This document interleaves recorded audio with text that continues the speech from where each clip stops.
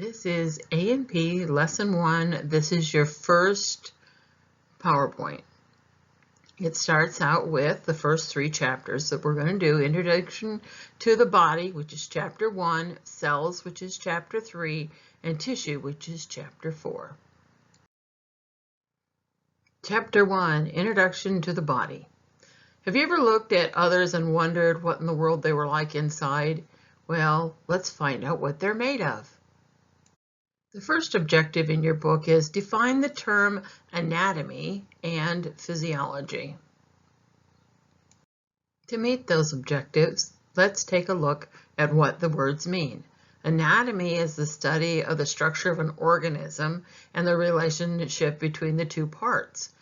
What we're going to do is we're going to look at the human body for anatomy.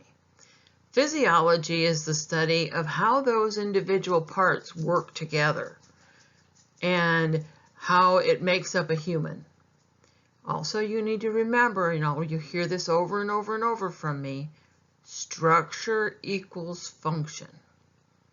So they always fit together. Objective number 2, describe the process used to form scientific theories. The scientific method is just a system that is set up so that we can make discoveries. So a hypothesis is what our best guess is. An experiment is we take that best guess and we put it through a test. And a theory is if the best guess is proven.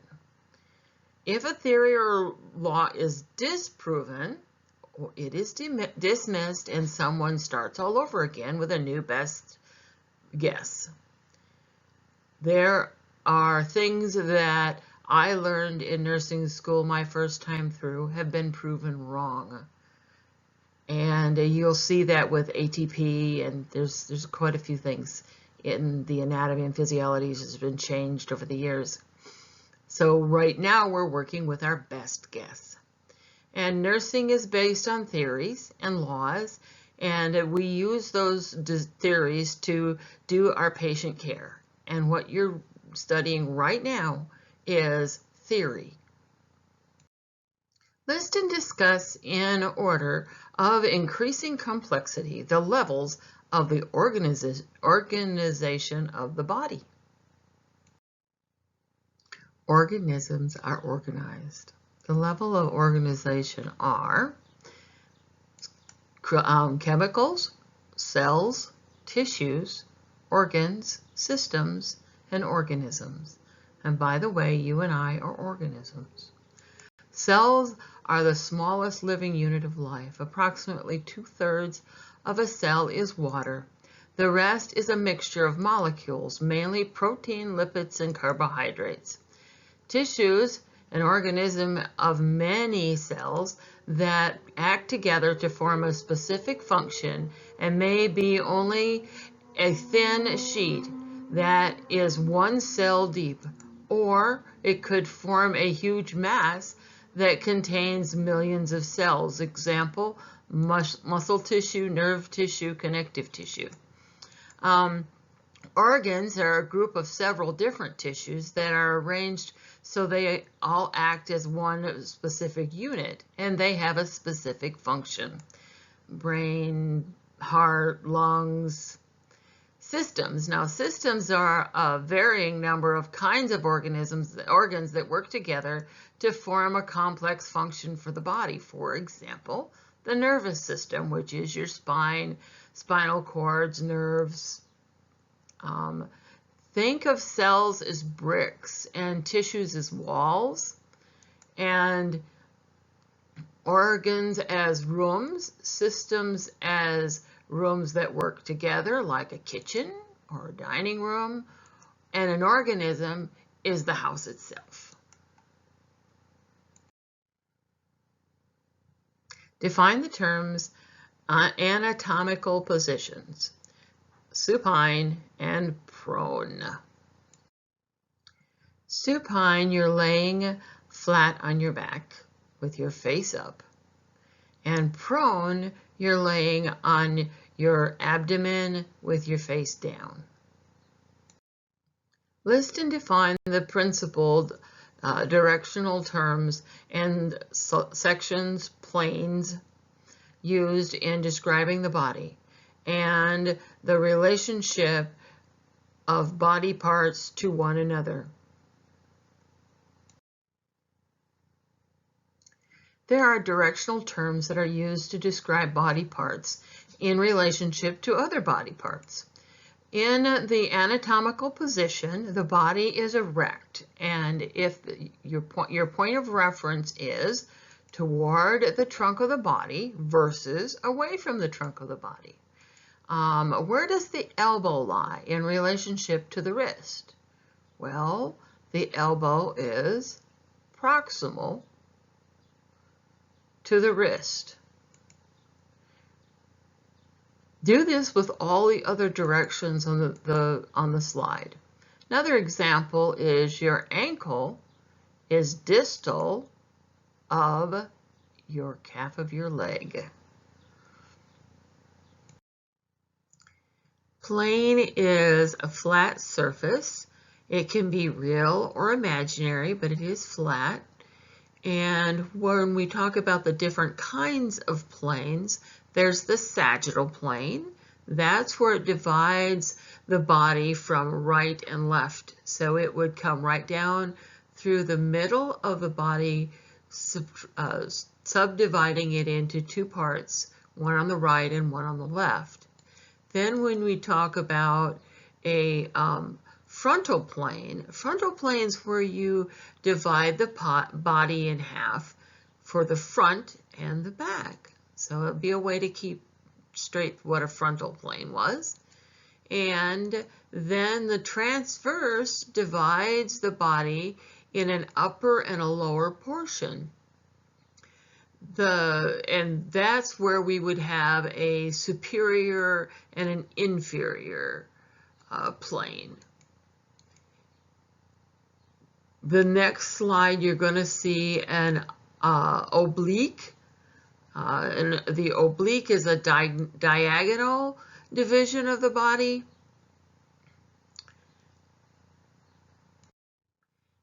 Here's the picture I was talking about for an oblique. Number 6, list the major cavities of the body and the subdivisions of each. The body cavities of the body is divided into two groups. One is the dorsal cavity and one is the ventral cavity.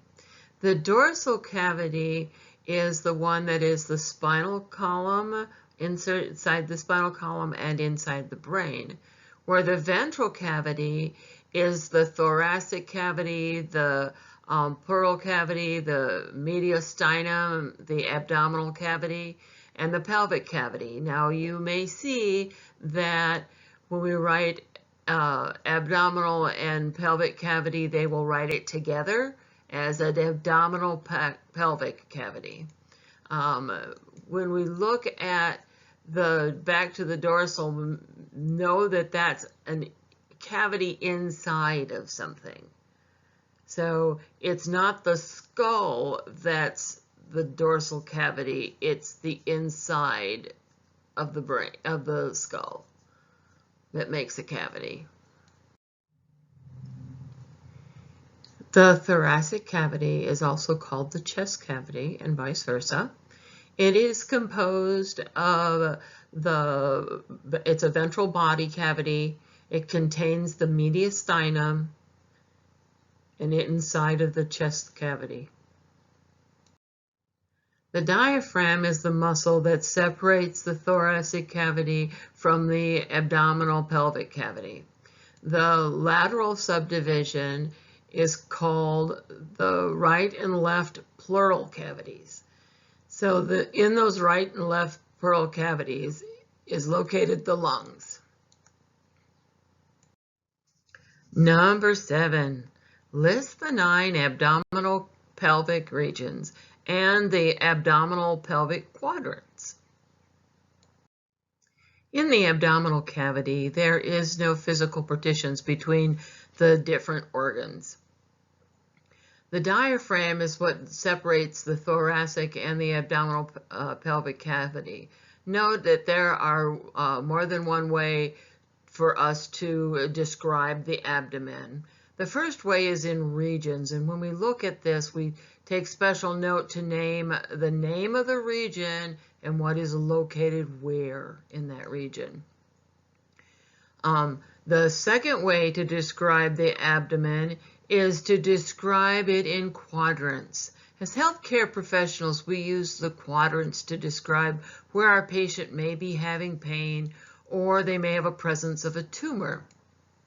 It's important to know what lies in which region, so we will know when our patient complains of stuff, what may be affecting them. For example, the region that we would look at would be the left hypochondriac region. So that would be where on the left side. So if I was doing an assessment on my patient, I would do it would be done in the left upper quadrant, but it is the left hypochondriac region of the abdomen. The spleen, most of the intestines, and the stomach lie within the abdominal cavity. This is a very nice slide that shows you what organ is where, and I would know which ones are located where and what would be in the abdominal cavity. Discuss and contract the axial and the appendical subdivisions of the body. Identify a number of specific anatomical regions in each area. If you've ever heard the terminology appendage, like an arm or a leg, that'll help you to remember what an appendical skeleton is. So we're going to start with the axial skeleton. Consists of bones along the axis of the body. That's what's along the center post. The appendical skeleton consists of bones in the appendages, arms and legs, and the girdle, which is your shoulder and pelvic girdle, that connects it to the axial cavity. The ability to be able to identify and describe specific areas of the body is real important in the nursing field and in the medical field, because we're describing for a chart and for a fellow healthcare provider, nurse practitioner, doctor. We're describing an area so that the other healthcare providers can help take care of that patient while we are not there. So we need to be real familiar with the anatomical positions. If you look on page 12 and 13, there's a figure in a table. It might be helpful to use, this is a pure memorization, to use flashcards in determining what to remember and what not to remember. And when you look at your family member or your classmate, if you live close enough to each other, you need to practice what's proximal, what's distal, what's prone, what's supine. Those are something that you would need a picture in your head to match with, because the verbiage is less confusing than the pictures. Explain the meaning of the term homeostasis and give an example of a typical homeostatic mechanism. Homeostasis is the term given to where we keep a relatively constant internal pH and temperature and salt and chemicals. It's really a balance and how we maintain that balance. Like in a human with a swimming pool. The swimming pool has to have a certain temperature. It has to have a certain pH. It needs chemicals. It needs something to make it so that it has a total balance between the bacterial, viral, fungal ratio. And it gets closed for the season, because if you don't, then you will have problems, because nobody wants to have abnormalities in the pool. So think then of what a body would be like. A body doesn't have a pool boy to go fix it, okay? The body has to take care of itself. And so there's mechanisms in place that produce the responses that need to happen to maintain that balance. So you have what's called a negative feedback loop. A negative feedback loop is where if there's the change is in a controlled condition. For example, sweat would control a fever. It brings it down the temperature. If you are urinating more, then you're going to need to drink more. Positive feedback loop is used only for childbirth and blood clotting. So what happens with a positive feedback loop is that the more you have, the more you need, the more you get.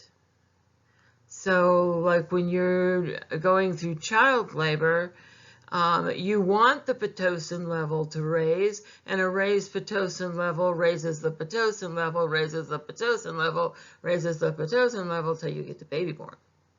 Okay? So there's not a lot of mechanisms that are grouped in the positive feedback loop. Are you to this guy yet? Wait, I got more to go. Chapter 3, cells. And these aren't prison cells, these are cells. And cells are the nature's building blocks. Cells. Cells are small structures within the living body. They are microscopic in size, and they come in very varied different shapes and sizes. They may be flat, they may be brick-shaped, they may be thread-like, they may be irregular. There's a multitude of ways that the cell can be formed. The cell itself contains cytoplasm, which is a living substance present only in cells. It's gel-like in consistency, and in that gel-like consistency is what substances called organelles. Organelles are in the surrounded membrane, and that membrane is called the plasma membrane or cell wall. The cell membrane separates the cell contents from the interstitial fluid, or the tissue fluid that surrounds every cell in the body. The interstitial fluid is a type of a salt water solution.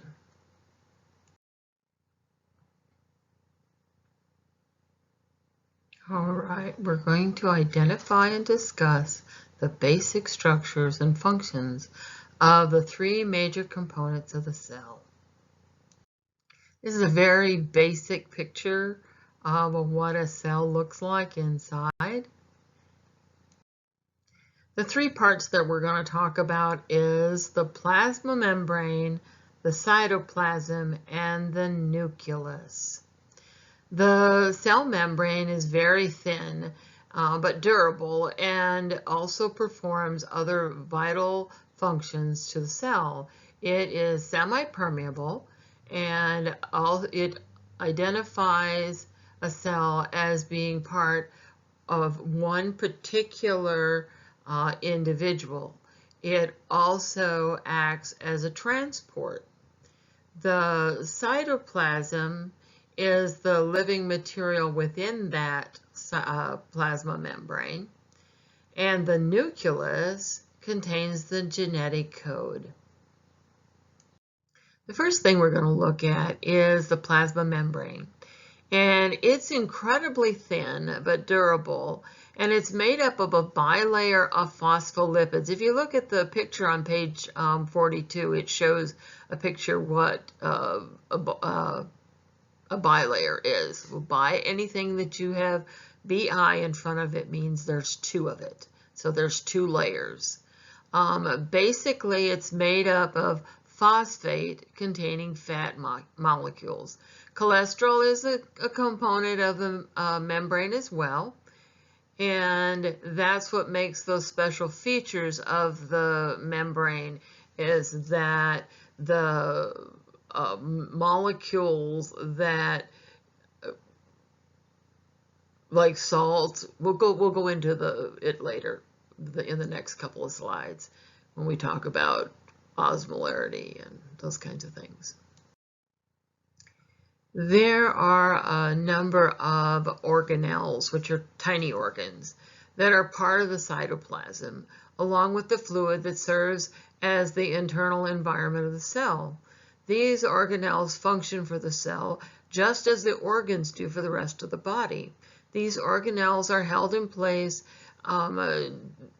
to a degree by tiny filaments or fibers. And the cytoskeleton, which helps the cell keep its shape. However, organelles can move. The list of organelles we're going to cover next, and when you look at page 44, it gives you a list of the organelles and their function. The nucleus also controls the complex functions of the cell reproduction. The nucleus, the most common function of the nucleus is to replicate itself or duplicate itself. Why is it important for a cell to be able to reproduce itself? Well, if it didn't, we would all die very quickly. You will see a video here.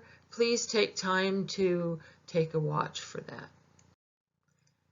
Number 2, list and briefly discuss the functions of the primary cellular organelles.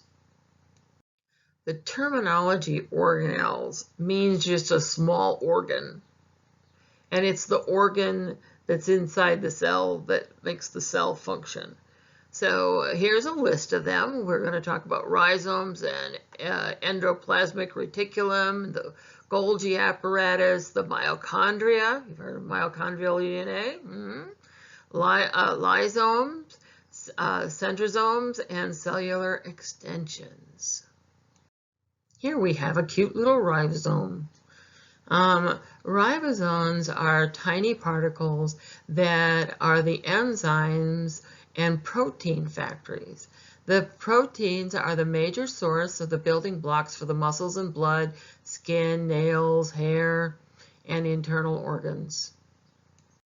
The endoplasmic reticulum is a system of membranes of interconnected canals and sacs, some with rhizomes and some without. Thus, some are rough and some are smooth.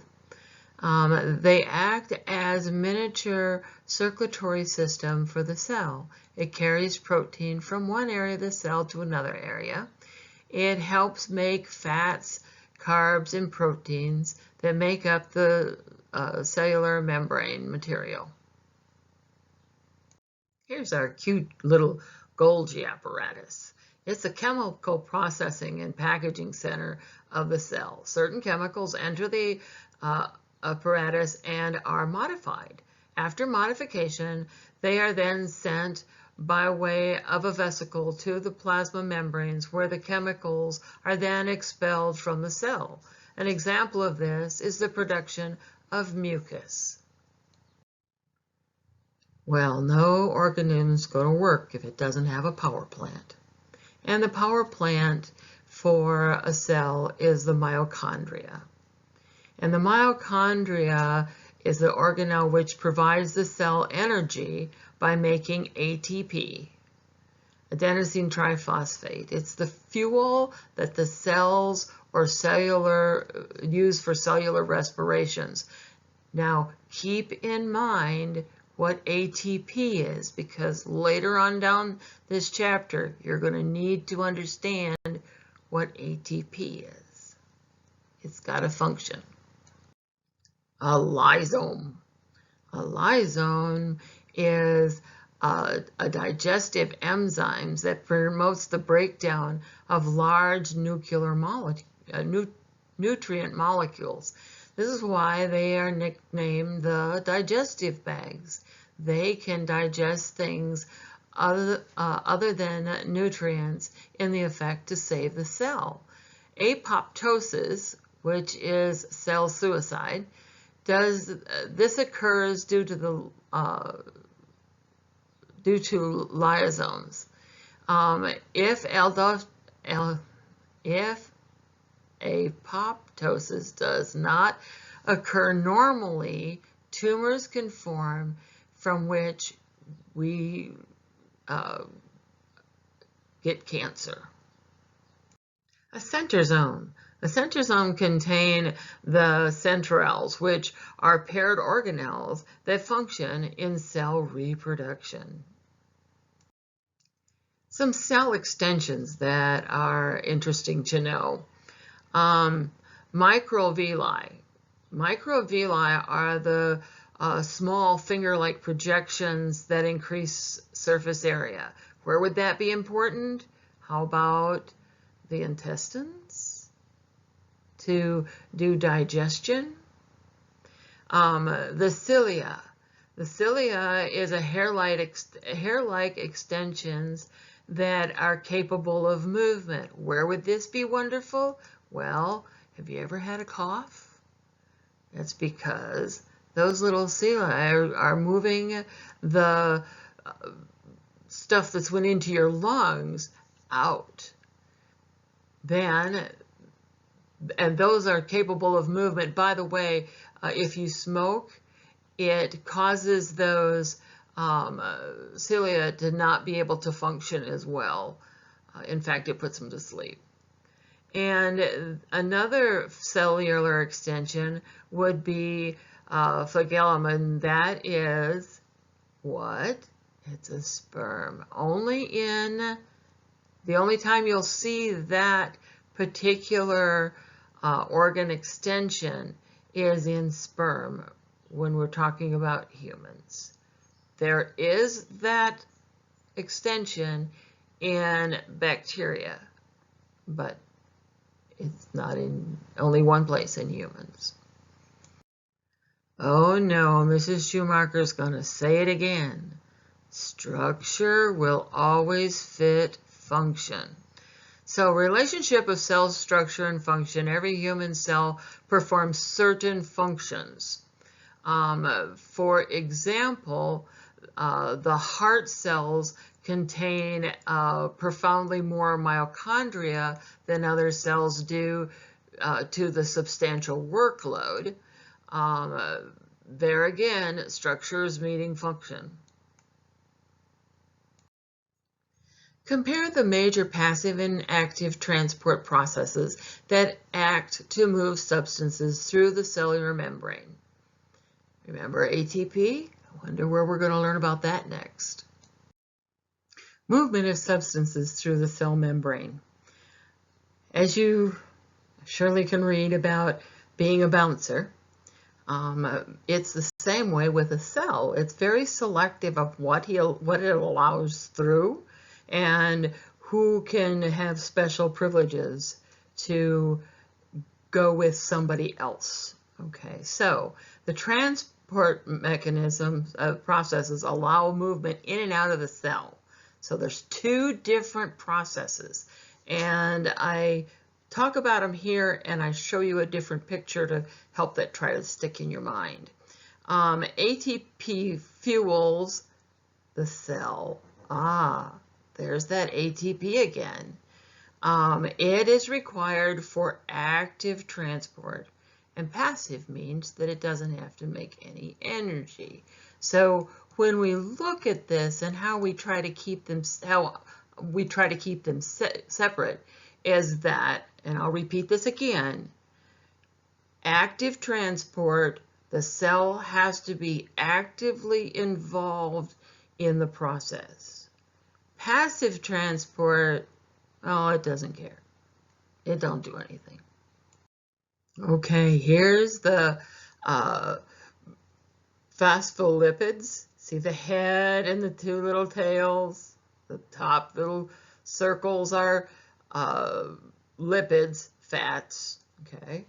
And these are your phosphorus tails. So in passive transport, see how it just slid through? It doesn't really pay much attention. It just slides through. Well, in active transport, you have to have ATP to move the sodium and potassium back and forth. So that is an active transport.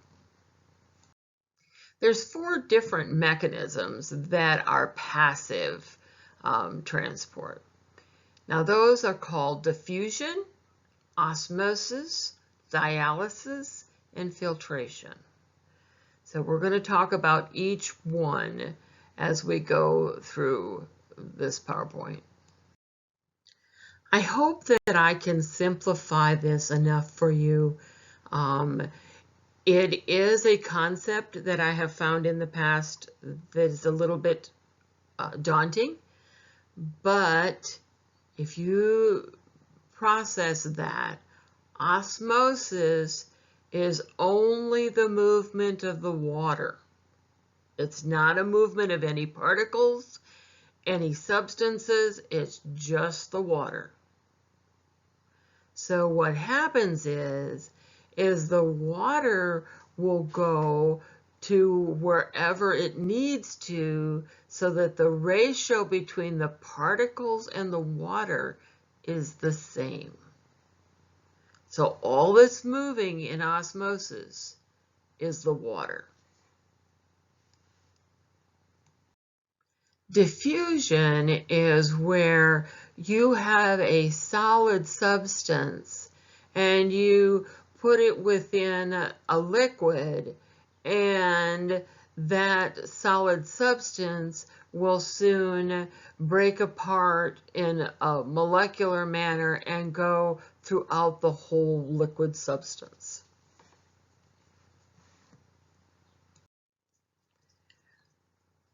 What's the difference between diffusion and osmosis?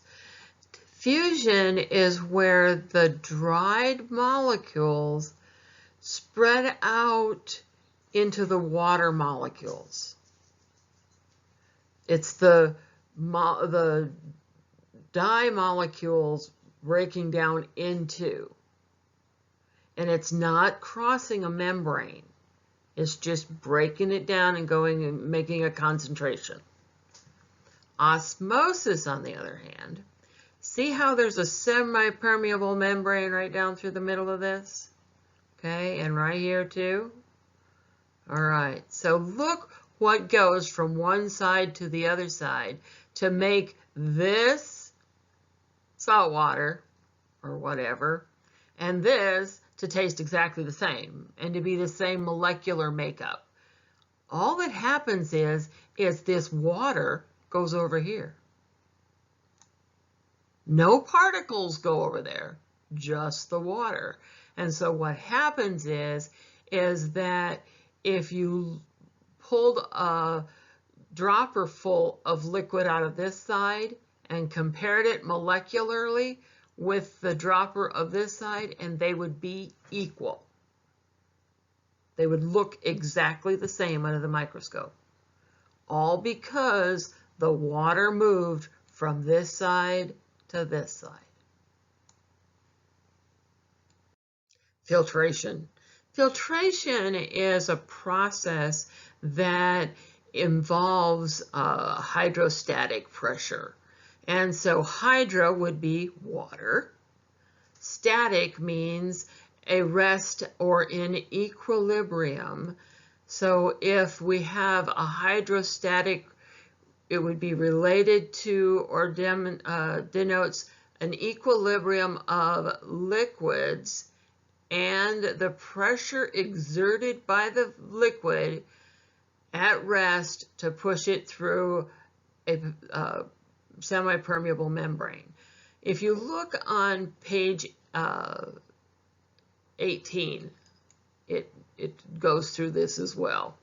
So what happens is the water and the small particles go through the membrane.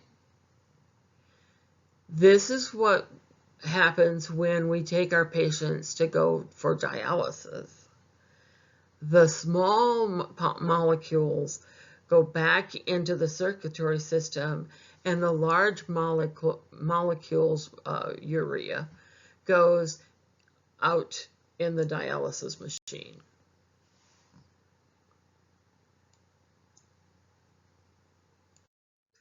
I present this concept twice in hopes that the pictures will help this make a little more sense.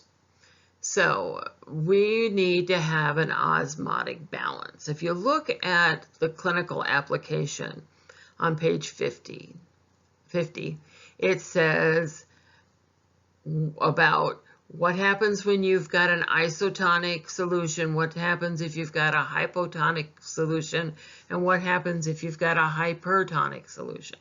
Well, first of all, let's preface this with an isotonic solution is the same molecular salt makeup, sodium chloride makeup, as the body. A hypertonic means it has more molecules. It's got more pressure. And a hypotonic has less pressure. So let's take a look at what happens to the red blood cell on the next slide. Okay, this is what happens with the red blood cells. If you have normal saline, by the way, that's what that's called, is normal saline, 0.9%. If you have that for your fluid that you're giving your patient, nothing happens to the red blood cells. They're happy. They're fine.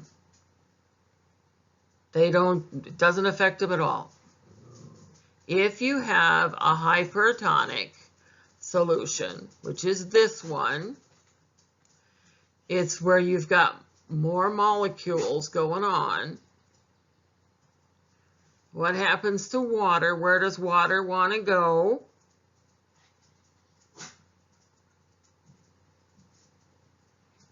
The water wants to suck it out of the cell. So it makes this cell shrink. It doesn't bust it up, it just shrinks it. And so then that cell can't carry oxygen, the red blood cell can't carry the oxygen like it'd like to. Now let's go hypotonic.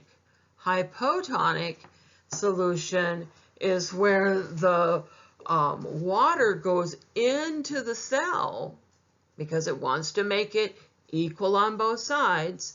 So the water goes into that cell and it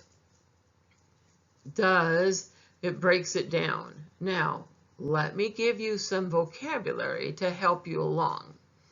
So, isotonic, there's no change. Hypertonic, you have crenation, which is where they are shrinking. And in a hypotonic, that cell swells and swells and swells until it ruptures. And when it ruptures, that's what we call lysis. It lyses the cell. It breaks down the cell. There are times that we want to have each different type of solution to accomplish what needs to be done in the system.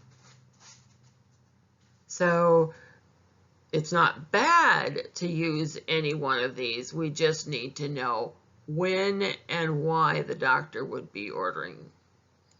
Active transport. The active transport process requires energy, and the energy is in the form of adenosine triphosphate. By the way, you only have to know that it's ATP. I think it's mentioned once or twice more about adenosine triphosphate, but it's considered ATP, and it goes up, it changes where a molecule is in the opposite direction of what you would expect. So what happens is on the outside of the cell, we have more sodium. On the inside of the cell, we have more potassium. But there's times that sodium needs to go into that cell, and there's times that potassium needs to come out. There's still a bigger amount of potassium on the inside that cell than there is on the outside, and there's still more sodium on the outside than there is on the inside. So that's where we have the sodium-potassium pump. And the body needs to have this ATP to be able to do that process. That process also is used in phagocytosis and pinocytosis, and we cover that next. I misspoke. We went to the ion pump first. The ion pump is where you have the sodium and potassium. See how it's going in and going out? And see the biolipid layer? So here's your two layers of lipids. Here's one, here's two. And here is your phosphates. And they are right across here. So you have a two-layered system on the outside of that cell. And so what happens with ion pumps or a sodium-potassium pump is that it goes from an area of lower concentration into an area of higher concentration. Here's the pinocytosis and phagocytosis. Well, pinocytosis it takes in fluids and solute. If you do any Spanish at all, what's pina? It's ladle, okay? So this is the little stuff that is the fluid and the solute. Phagocytosis, on the other hand, is where the body wraps a molecule that is larger in substance. Now, bacteria is usually the prime candidate for this. And so what happens is that the bacteria is encapsulated and dissolved. Compare and discuss DNA and RNA and their function in protein synthesis. Synthesis means creation.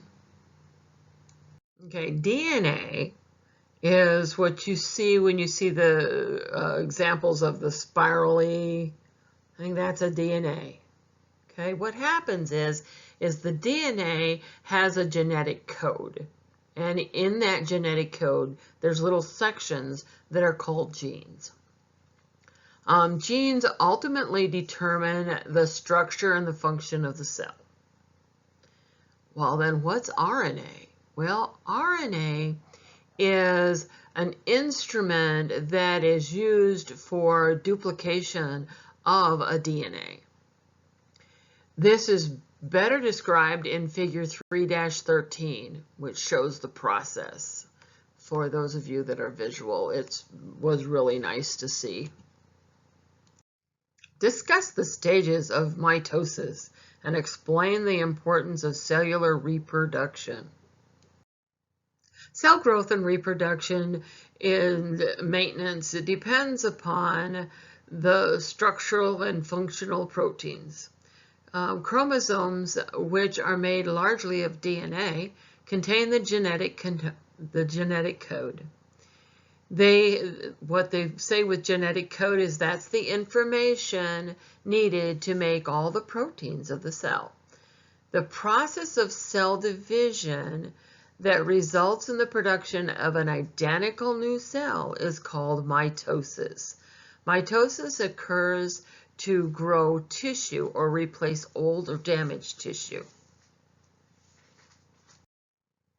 If I have any of you looking like this, please send me your questions. And it's really helpful if you do that on team, because that discussion can be revisited by your peers or revisited by you. Tissues, Chapter 4. And no, it's not Kleenex or Charmin. And with COVID-19, it probably should be. Tissues are groups of specialized cells that can be very thin or very massive. Tissues are the fabric that hold the body together and perform unique functions, and they help organs do their job. There are different types of tissues. They differ in size and shape of their cells and the amount of material between the cells and in the formation and the function of what they perform.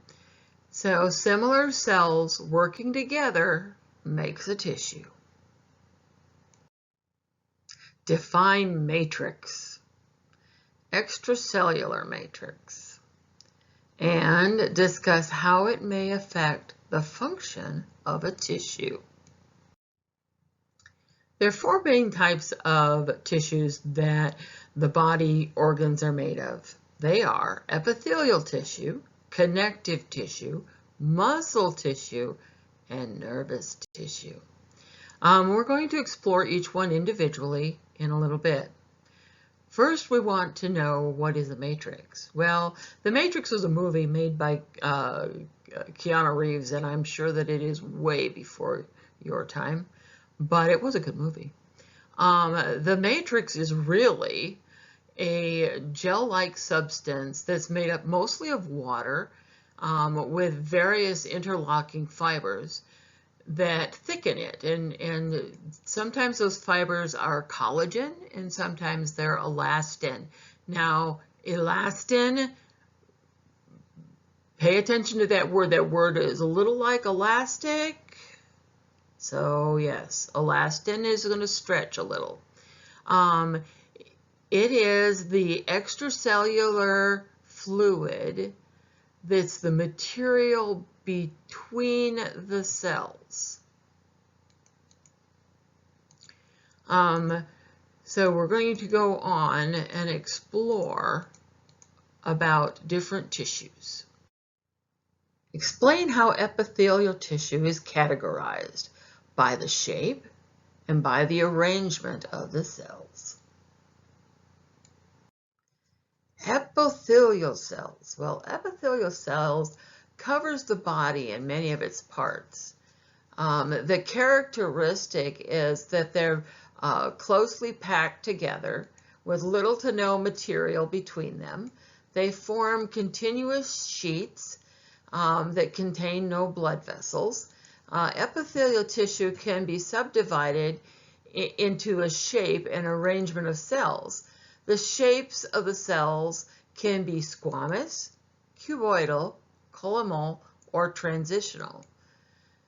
The arrangement of the cells can be simple or stratified or pseudostratified.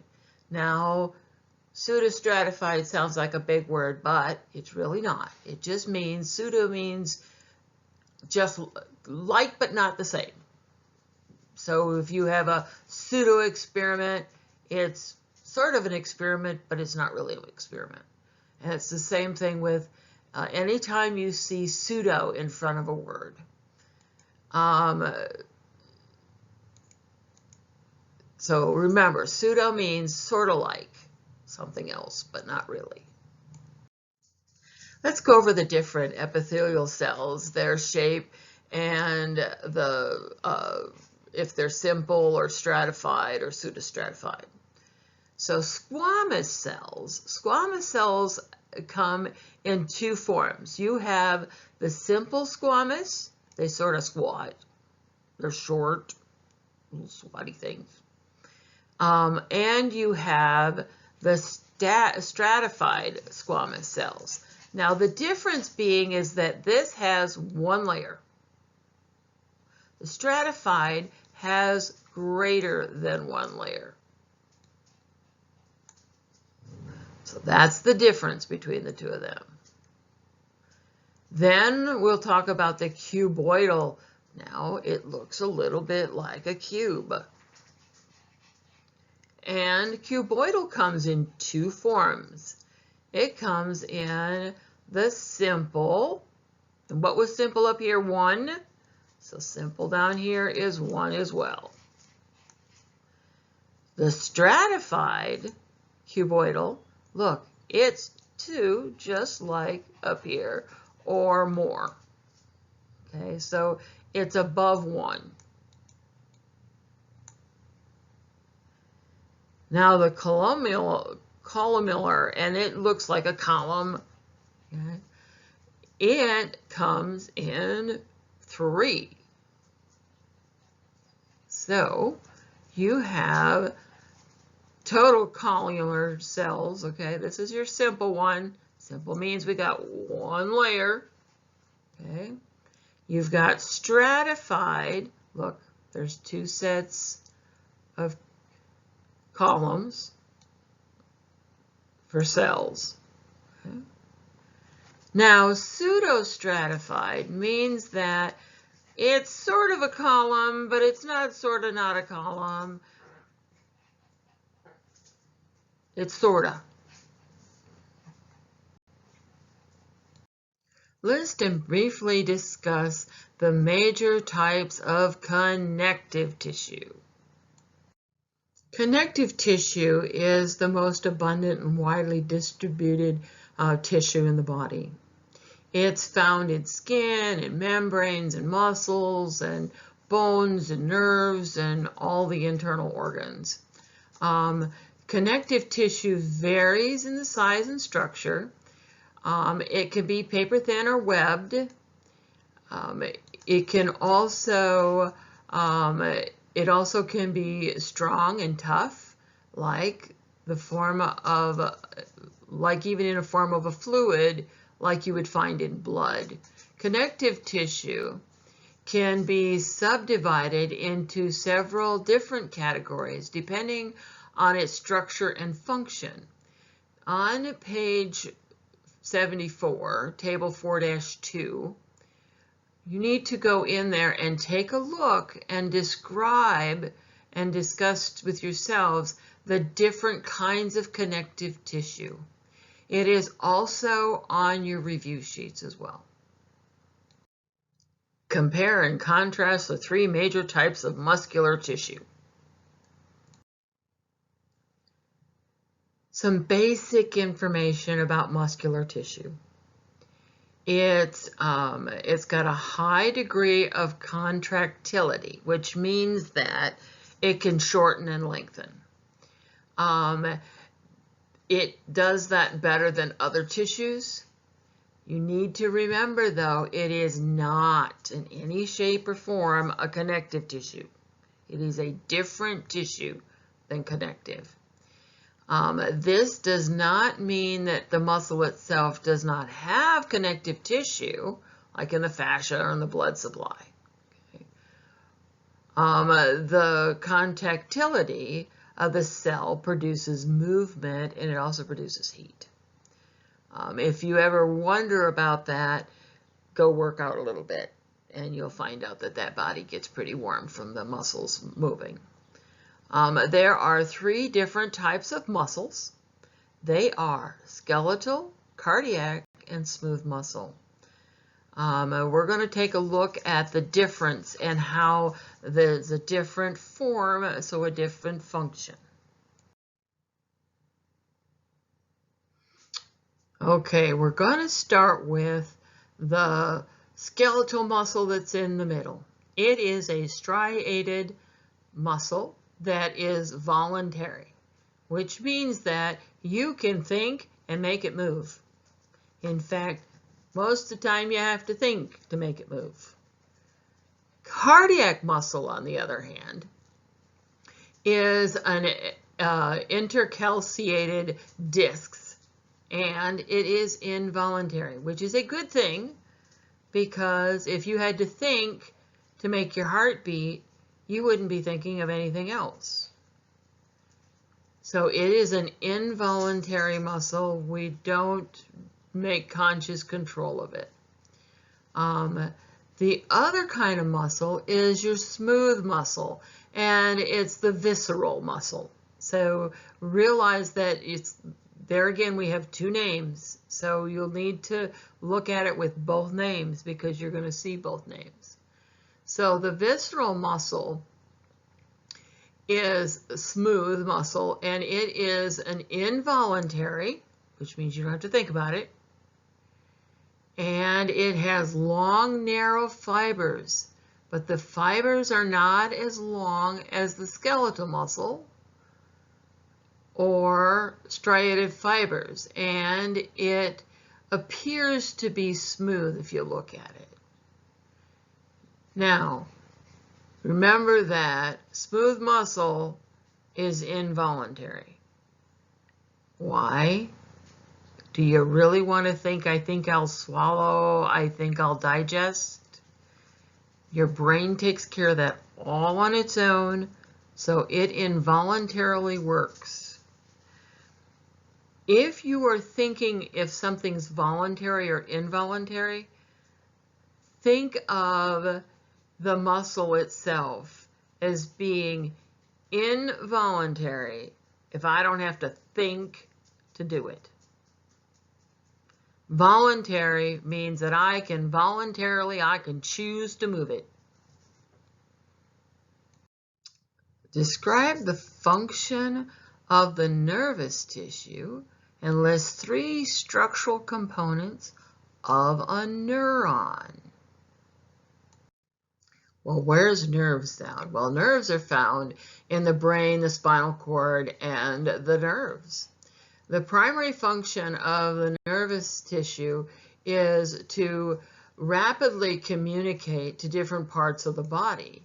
So there are 2 different types of cells in the nervous system, and we're going to look at those. The 2 different types of nervous tissue are neurons, which are your nerve cells, and the ganglia, which is the supporting cells. The different parts of a neuron are the cell body, the axon, which the axon does the nerve impulses, the dendrites, which also does nerve impulses, but it does nerve impulses towards cell body. So the axon, the information is going away from the cell body. And a dendrite, the impulses are coming towards the cell body. And I hope none of you look like this.